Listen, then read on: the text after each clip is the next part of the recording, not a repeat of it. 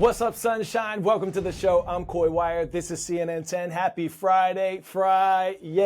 Let's finish this week strong. Take great energy, good vibes into the weekend. We begin today with the airline industry as it's seeing an increasing amount of employee shortage and burnout. During the pandemic, many aviation workers were furloughed.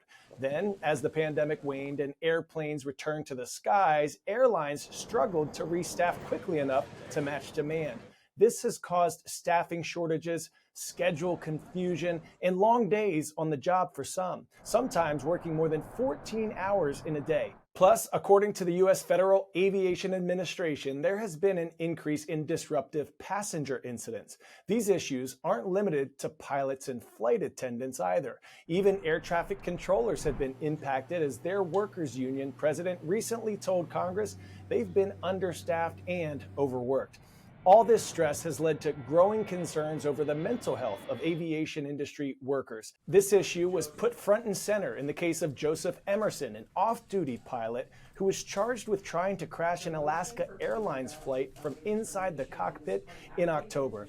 Emerson later told police he'd been battling depression.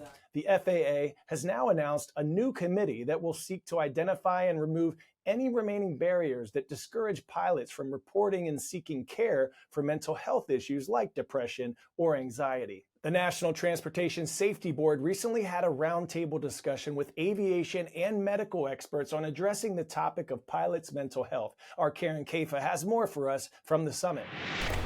I do want to acknowledge that this can be a difficult topic for some. The National Transportation Safety Board leading an expert discussion on pilots and mental health. Let me be clear.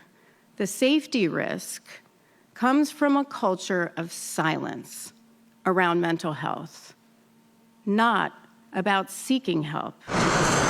Recent research from the University of North Dakota found more than half of pilots avoid seeking health care of some type, fearing they'll lose their FAA medical certification and their ability to fly. That includes mental health concerns, from which experts emphasized pilots are not immune. They're dealing with their people too. They're dealing with their families, they're dealing with their stresses, and now they're also having to get people to where they need to be during the holiday season, which also can be very stressful. The case of Joseph Emerson, an off-duty pilot indicted Tuesday on 84 counts in an Oregon court, accused of trying to shut off the engines of a plane mid-flight in October, put the issue of pilot mental health front and center. Emerson told police he'd been depressed for months, if not years. His defense team said he never intended to hurt or put anyone at risk. The government looking to balance passenger safety with the well-being of pilots and other aviation workers. It's not just the right thing to do. It's the safe thing to do. What's unsafe is pretending the status quo is acceptable. On Tuesday, the FAA announced a special committee to explore changes to pilot mental health rules, aiming to break down barriers to disclosure and seeking help. Next up, did you hear who was just named Time Magazine's 2023 Person of the Year?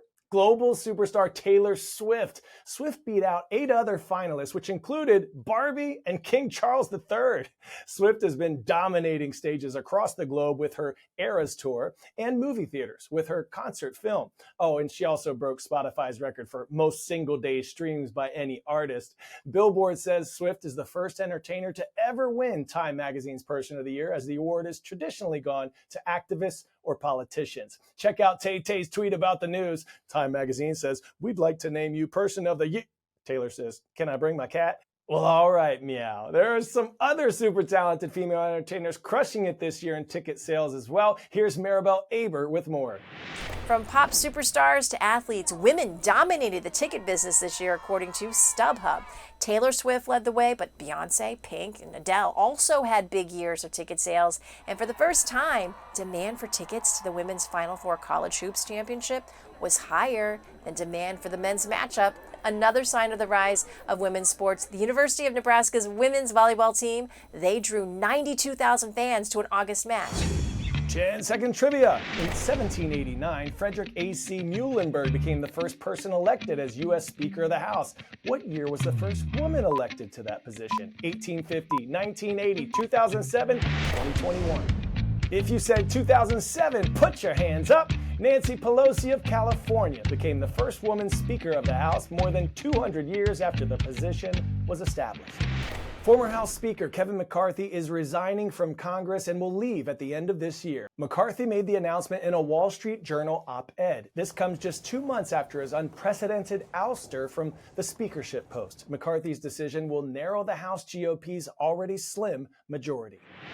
Now let's turn to a beloved website, one many universities say you should definitely not cite as a source for your next research paper, though, Wikipedia. It's released its top 25 most viewed pages in 2023, giving us a glimpse into the curious minds across the world. Coming in first place with over 49 million views in 2023 was ChatGPT, showing the world's growing interest in artificial intelligence. The second most viewed page was a list of biographical posts about people who passed away in 2023. And coming in both third and fourth places were posts related to cricket, highlighting how India and Southeast Asia's growing audiences are influencing the internet. In fact, Hindi language movies like Jawan and Pathan made the list alongside American blockbusters like Oppenheimer and Barbie. I'd love to know, what's the last thing you search for on Wikipedia?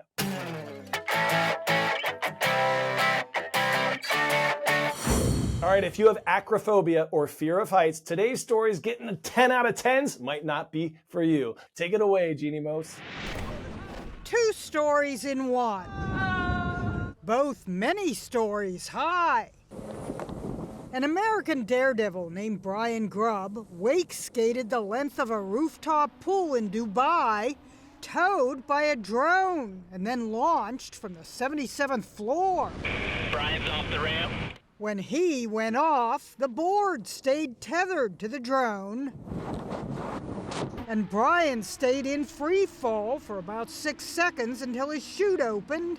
He then floated down to the beach for a soft landing. This idea started about 10 years ago or so, just as a pipe dream, and we just pulled off the sickest thing I've ever done on a wake skate, for sure. You know what else he'd probably laugh at? This, the beam. It's the latest attraction atop 30 Rockefeller Center in New York. Even some at home say, just watching this gave me anxiety. The idea is for visitors to recreate that famous photo of the iron workers who built 30 Rock on a beam eating lunch, minus the lunch. To get up to the roof and take this 3-minute ride costs about $60. The beams, there are 2 of them, go up 12 feet, then rotate. You are now facing Central Park. The price includes a photo. Now everyone has an excuse to say, Scotty, beam us up fast. the Scream Beam and the Epic Leap have one thing in common. Both are Energizing. Jeanne Moos. CNN, New York.